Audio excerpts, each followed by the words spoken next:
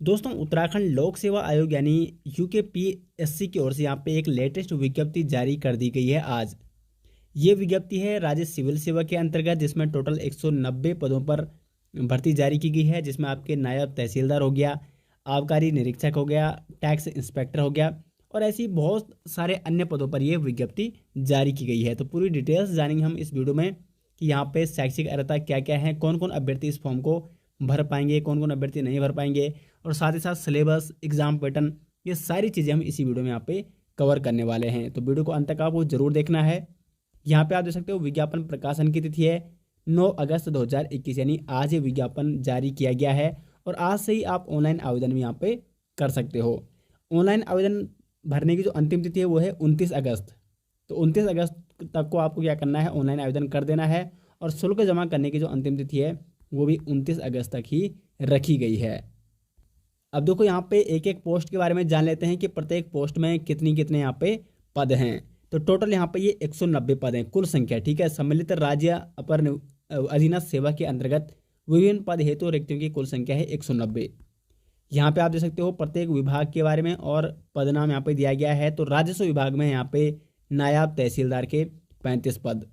उसके बाद यहाँ पे आप देख सकते हो गृह विभाग में उप कार्यपाल के 27 पद हैं। खाद्य आपूर्ति एवं उपभोक्ता विभाग में पूर्ति निरीक्षक के हैं यानी सप्लाई इंस्पेक्टर के हैं 28 पद। उसके बाद विपणन निरीक्षक के हैं 50 पद। उसके बाद श्रम विभाग में आते हैं तो यहाँ पे लेबर इन्फोर्समेंट ऑफिसर यानी श्रम प्रवर्तन अधिकारी के यहाँ पे इन्फोर्समेंट ऑफिसर के हैं 9 पद। उसके बाद आबकारी निरीक्षक के हैं यहाँ पे 10 पद आबकारी विभाग में। पंचायती राज विभाग में है कर निरीक्षक यानी टैक्स इंस्पेक्टर के हैं 2 पद। उसके बाद गन्ना विकास एवं चीनी उद्योग विभाग, इसमें एग्रीकल्चर मांगा गया है, ठीक है। अभी प्रत्येक पोस्ट के लिए यहाँ पे अलग अलग एलिजिबिलिटी यानी शैक्षिक अर्हता मांगी गई है, जो कि काफ़ी इंपॉर्टेंट है, वो आपको जरूर देखनी है और उसी की बेस पे आपको अपना फॉर्म यहाँ पे अप्लाई कर देना है। तो ज्येष्ठ गन्ना विकास निरीक्षक के यहाँ पे 2 पद हैं। गन्ना निरीक्षक के यहाँ पे 23 पद हैं। खांडसारी निरीक्षक के यहाँ पे 4 पद।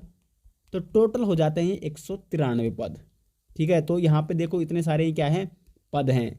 7 डिपार्टमेंट में यहाँ पे ये लगभग पद वैकेंसी निकली हुई है और 7 डिपार्टमेंटों में अलग अलग क्या है यहाँ पे पद भी दिए गए हैं और पोस्ट अनुसार यहाँ पे दिए गए हैं किस पद में कितनी पोस्ट हैं, कैटेगरी वाइज, श्रेणी वाइज। यहाँ पे आप अपनी श्रेणी के अनुसार भी देख सकते हैं।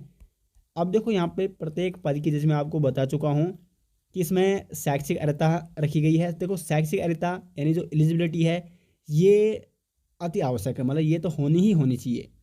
उसके बाद अधिमानी अर्हता समझिए आप। अधिमानी का मतलब होता है दूसरे से अधिक मान देना, ठीक है। इसका सिंपल अर्थ होता है दूसरे से अधिक मान, यानी जो अधिमानी अर्हता जिसके पास होगी, तो यदि किसी अभ्यर्थी के समान अंक आते हैं और एक अभ्यर्थी ऐसा है जिसके पास ये अधिमानी अर्हता वाले डॉक्यूमेंट है, तो इसको ज़्यादा यहाँ पे वरीयता प्रदान की जाएगी। और उसके बाद यहाँ पे फिजिकल भी रखा गया है कुछ पोस्टों में, कुछ पदों में यहाँ पे शारीरिक दक्षता यानी शारीरिक योग्यता या फिजिकल भी मांगा गया है। तो पूरी डिटेल्स जानते हैं हम। तो सबसे पहले हम नायब तहसीलदार की बात करते हैं, जिसमें टोटल 35 पद हैं और वेतनमान आप देख सकते हो 44,900 से लेकर 1,42,400 तक। अब देखो जो शैक्षिक अर्हता इसमें मांगी गई है वो मांगी गई है किसी भी स्ट्रीम में, साइंस, आर्ट्स या कॉमर्स में आपके पास किसी भी विश्वविद्यालय से स्नातक उपाधि होनी चाहिए। ग्रेजुएशन आपके पास होना चाहिए, जो लगभग आप सभी के पास होगा। तो ग्रेजुएशन आपके पास ये मिनिमम रिक्वायरमेंट है, ये तो आपके पास अति आवश्यक होनी चाहिए। अब बात है अधिमानी अर्हता की। अधिमानी जैसे मैं आपको ऊपर बता चुका हूँ, अधिमानी अर्हता का मतलब है, मतलब यदि आपके पास ये नहीं है तो आप फॉर्म तो भर सकते हो क्योंकि आपके पास क्या है, शैक्षिक अर्हता आपके पास है ग्रेजुएशन। लेकिन अधिमानी अर्हता क्या है कि प्रादेशिक सेना में कम से कम 2 वर्ष की अवधि तक सेवा की हो या आपके पास एनसीसी में बी प्रमाण पत्र होना चाहिए। तो यदि आपके पास अधिमानी अर्हता वाले डॉक्यूमेंट हैं तो इनको आप ज़रूर लगाएं, क्योंकि जब यहाँ पे फाइनल मेरिट लिस्ट बनेगी तो आपको यहाँ पे यदि आपके पास माना किसी अभ्यर्थी के समान अंक हैं, यानी किसी के आगे 80 अंक प्री में, ठीक है, तो जिसके पास यहाँ पे ये अधिमानी अर्हता वाले डॉक्यूमेंट होंगे इसको पहले वरीयता दी जाएगी, यानी इसके पास ये डॉक्यूमेंट हैं तो इसका नंबर मेरिट में आगे आ जाएगा। तो अधिमानी अर्हता का मतलब यही होता है कि दूसरे से आपको अधिक मान यहाँ पे देना, दूसरे से आपको अधिक वरीयता यहाँ पे प्रदान करना। तो अधिमानी अर्हता वाले डॉक्यूमेंट जिसके पास हैं वो इनको जरूर इंक्लूड कर दें। उसके बाद उप कार्यपाल, इसमें टोटल 27 पद हैं और वेतनमान आप देख सकते हो 35,400 से लेकर 1,12,400 तक। इसमें भी शैक्षिक जो अर्हता मांगी गई है, एक तो वही है किसी भी विश्वविद्यालय से किसी भी स्ट्रीम से आपके पास ग्रेजुएशन होना चाहिए। सेकंड जो इसमें आवश्यक अर्हता मांगी गई है, एलिजिबिलिटी मांगी गई है, आपका देवनागरी लिपि में हिंदी का आपका कार्यकारी ज्ञान आपके पास होना चाहिए। और अधिमानी अर्हता इसमें भी वही मांगी गई है, प्रादेशिक सेना में 2 वर्ष न्यूनतम क्या होनी चाहिए, आपने सेवा की हो, या आपके पास एनसीसी बी प्रमाण पत्र या सी प्रमाण पत्र भी आपके पास है, तो वो आपके यहाँ पे अधिमानी अर्हता में लगेगा। आपको दूसरे से अधिक क्या मिलेगी, यहाँ पे वरीयता प्रदान की जाएगी। अब देखो इसमें फिजिकल भी मांगा गया है। किसमें फिजिकल मांगा गया है, नायब तहसीलदार में कोई फिजिकल नहीं है, लेकिन उप कार्यपाल में यहाँ पे फिजिकल भी रखा गया है। तो फिजिकल वही है जो सामान्य और ओबीसी वाले हैं, पर्वतियों को छोड़कर, ठीक है। उनको 165 सेंटीमीटर हाइट यहाँ पे मांगी गई है। और जो यहाँ पे देखो, ठीक है, और जो पर्वतीय हैं उनको 5 सेंटीमीटर की छूट मिलती है, तो 160 सेंटीमीटर मांगी गई है पर्वतीय वालों के लिए। साथ साथ अनुसूचित जो जनजाति के हैं उनके लिए भी 160 सेंटीमीटर यहाँ पे क्या रखी गई है, हाइट रखी गई है, सिर्फ पुरुषों के लिए है, ठीक है, फिजिकल है जो। उसके बाद यहाँ पे देखो, सॉरी, यहाँ पे जो अनुसूचित जाति वाले हैं, जनजाति वाले हैं, ठीक है, अनुसूचित जनजाति वाले, उनके लिए 157.5 सेंटीमीटर यहाँ पे हाइट उनकी मांगी गई है।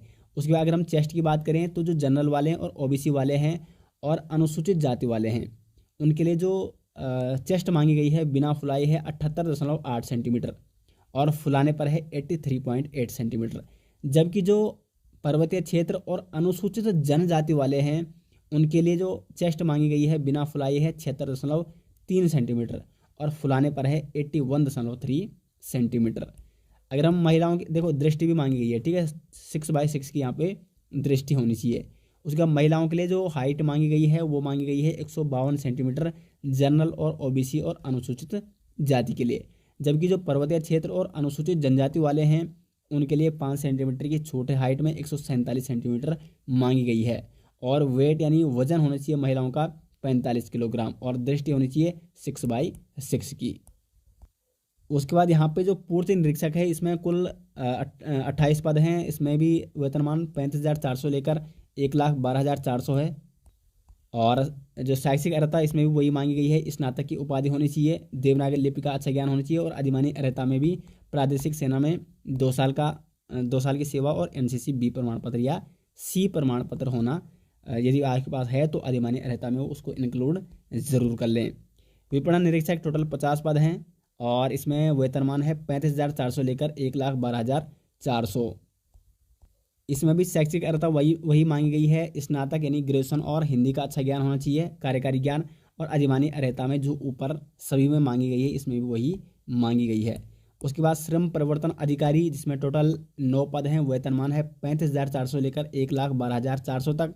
और शैक्षिक अर्हता इसमें देखिए आप, स्नातक की उपाधि होनी चाहिए और प्रादेशिक सेना में, और या तो आपके पास देखो या तो आपका ये है या आपके पास ये है, तो जो अधिमानी अर्हता है इसमें इन दोनों में से आपके पास एक होना अति आवश्यक है। अति आवश्यक नहीं मतलब होना चाहिए, अगर आपका ये है तो आपको फ़ायदा मिलेगा, यानी दूसरे की अपेक्षा आपको वरीयता यहाँ पे प्रदान की जाएगी। उसके बाद है आबकारी निरीक्षक जिसमें टोटल 10 पद हैं। इसमें 44,900 लेकर 1,42,000 तक वेतनमान मांगा गया है और इसमें एलिजिबिलिटी इसमें भी वही है जो अब तक की ऊपर सभी पोस्टों में है, लेकिन इसमें फिजिकल मांगा गया है। फिजिकल आप यहाँ पे देख सकते हो कि इसमें कितना फिजिकल मांगा गया है। उसके बाद आता है कर अधिकारी का, टोटल 2 पद हैं और इसमें देखो किसी भी विश्वविद्यालय की डिग्री आपके पास होनी चाहिए। और अगर हम बात करें उसके बाद जो 8वीं यहाँ पे पोस्ट है वो है ज्येष्ठ गन्ना विकास निरीक्षक की, जिसमें टोटल 2 पद हैं। इसमें थोड़ा अलग है एलिजिबिलिटी। शैक्षिक अर्हता इसमें जो मांगी गई है वो मांगी गई है ग्रेजुएशन तो होना चाहिए, लेकिन किस चीज़ में ग्रेजुएशन होना चाहिए, कृषि में यानी एग्रीकल्चर में ग्रेजुएशन होना चाहिए। साथ ही साथ सेकंड पॉइंट है यहाँ पे कि ऐसे अभ्यर्थियों को जो कृषि विज्ञान में स्नातकोत्तर यानी जिन्होंने पीजी कर रखा है उपाधि रखता हो, अन्य बातों के समान होने पर समूह 1 सामान्य और समूह 2 सामान्य के पदों पर सीधी भर्ती के मामले में अधिमान दिया जाएगा। यानी जिसके पास देखो शैक्षिक अर्हता तो ये है ग्रेजुएशन होना चाहिए एग्रीकल्चर में, लेकिन जिसके पास पीजी की डिग्री है एग्रीकल्चर में उसको क्या दी जाएगी, अधिक वरीयता प्रदान की जाएगी। और अधिमानी अर्हता तो है ही, एनसीसी बी प्रमाण पत्र होना चाहिए और 2 साल का क्या होना चाहिए, प्रादेशिक सेना में सेवा आपने की हो। उसके बाद गन्ना विकास निरीक्षक, ये भी कृषि से संबंधित पोस्ट है, तो इसमें भी क्या मांगा गया है, टोटल इसमें 23 पद हैं और वेतन आप दे सकते हो। और इसमें भी वही है कि कृषि से स्नातक आपके पास होना चाहिए और यदि पीजी है तो आपको अधिमान यानी वरीयता प्रदान की जाएगी। उसके बाद खांडसारी निरीक्षक, जिसमें टोटल 4 पद हैं, वेतनमान आप देख सकते हो 29,200 से लेकर 92,300 तक। इसमें भी किसी भी यूनिवर्सिटी से क्या होना चाहिए, ग्रेजुएशन आपके पास होना चाहिए और हिंदी और देवनागरी लिपि का अच्छा ज्ञान होना चाहिए। बाकी ये जो अधिमानी अर्हता जो ऊपर दी गई है सब में सेम है। अब देखते हैं आयु की बात करते हैं। आयु में बहुत सारे लोग कन्फ्यूज होते हैं, तो आयु इसमें मांगी गई है 21 वर्ष से 42 वर्ष तक। गणना होगी 1 जुलाई 2021 से। और देखो, यदि आपकी जो एज है, जो आपकी आयु है, जो आपकी डेट ऑफ बर्थ है, वो 1 जुलाई 2000 से पहले की होनी चाहिए, जबकि 2 जुलाई 1978 के बाद की होनी चाहिए। ठीक है, तो इस बीच यानी यहाँ और इसके बीच आपकी भी डेट ऑफ बर्थ होनी चाहिए। अब जो 2 जुलाई 2000 जिसकी डेट ऑफ बर्थ होगी वो इस फॉर्म को नहीं भर पाएगा, यानी 1 जुलाई 2000 के बाद का आपका जन्म नहीं होना चाहिए बल्कि पहले का होना चाहिए, और इसके बाद का आपका जन्म होना चाहिए, इससे पहले का आपका जन्म नहीं होना चाहिए।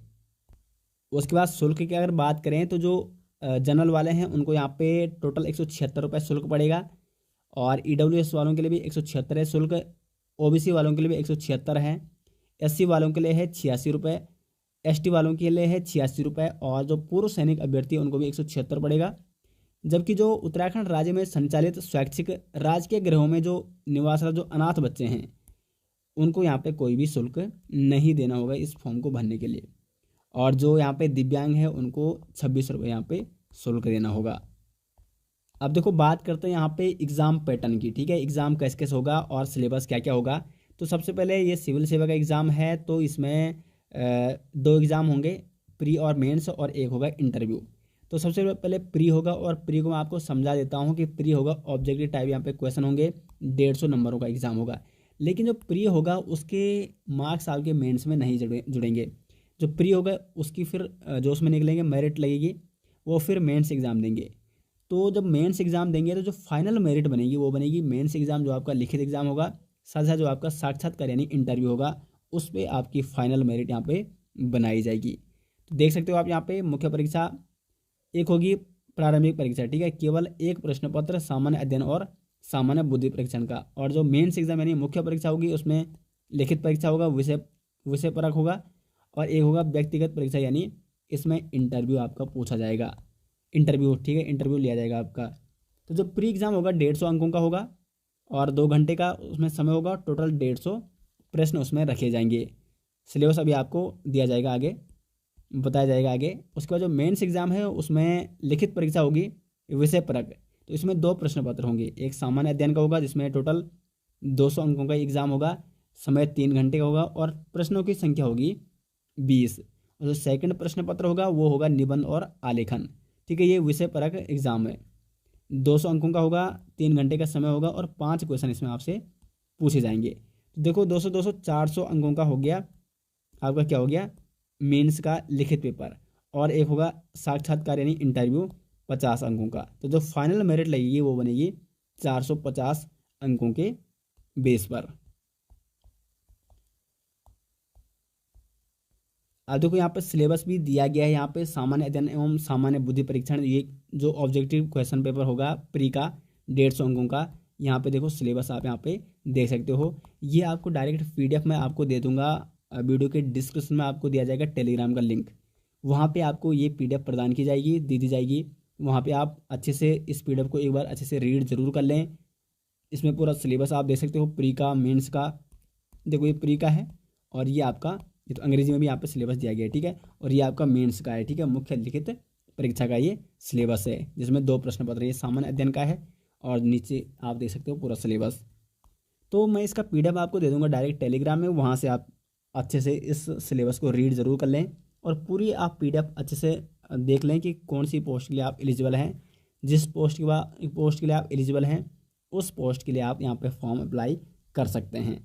तो आशा करते हैं दोस्तों आपको वीडियो पसंद आई, और वीडियो पसंद आए वीडियो को लाइक और शेयर ज़रूर कर लें। और ऐसी लेटेस्ट अपडेट पाने के लिए यदि चैनल में पहली बार आए तो चैनल को सब्सक्राइब ज़रूर कर लें। मिलते हैं दोस्तों नेक्स्ट के साथ, तब तक के लिए धन्यवाद।